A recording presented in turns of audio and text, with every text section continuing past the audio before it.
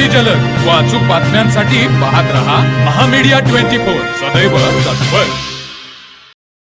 कोल्हापूर शहरात घातक औषधांची अवैध विक्री आणि अंमली पदार्थांचं सेवन करणाऱ्यांविरोधात पोलिसांनी मोठी कारवाई केली आहे।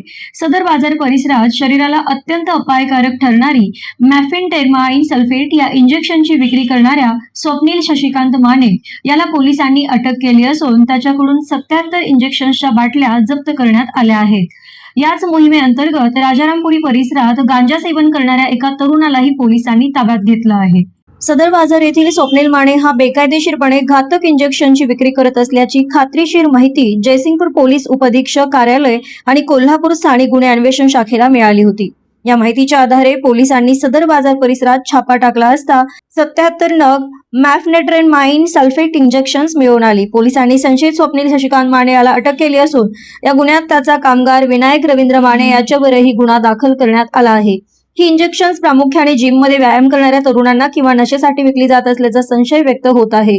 दुसऱ्या एका कारवाईत राजारामपुरी परिसरात अंमली पदार्थांचं सेवन करणाऱ्यांवर लक्ष ठेवत असताना पोलिसांनी प्रज्वल दिनेश देवगिरीकर याला गांजा सेवन करताना पकडले। त्याच्यावरही पोलिसांनी कायदेशीर कारवाई केली आहे। या धडक कारवायांमुळे कोल्हापुरातील अवैध अंमली पदार्थ विक्रेत्यांचे धाबे दणाणले असून अशा घातक औषधांच्या विक्रीकडे पालकांनी आणि तरुणांनी लक्ष द्यावे असे आवाहन पोलिसांकडून करण्यात आले आहे। तर मग चला सबस्क्राईब करायला विसरू नका महामीडिया 24 न्यूज चॅनलला। महामीडिया 24 सदैव तत्पर।